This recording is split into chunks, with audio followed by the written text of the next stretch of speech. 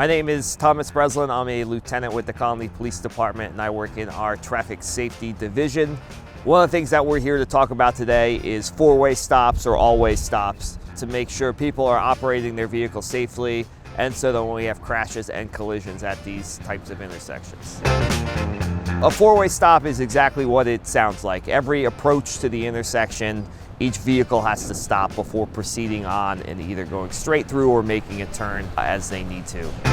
So what all operators of vehicles are required to do is they're required to pull up, come to a complete stop either before the intersection, whether that be a stop line that's painted on the roadway or the marked crosswalk that's on the roadway, stop completely, signal their turn if they're going to signal and proceed on to their required destination or route that they're going to take.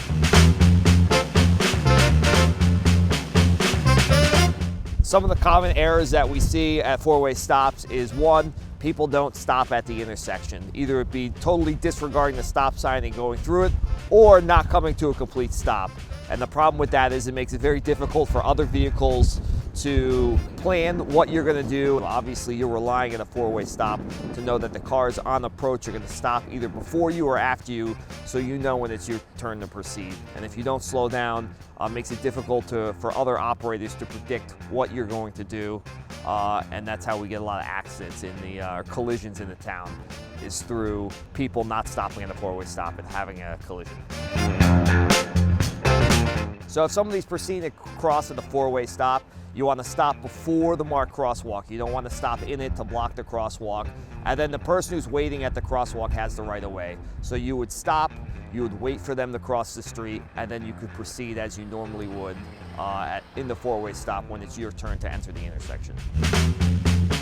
I think the most important thing with four-way stops is just to generally drive defensively. So you're going to approach a four-way stop. Don't assume that other vehicles are going to stop just because they're supposed to or because they have to, right?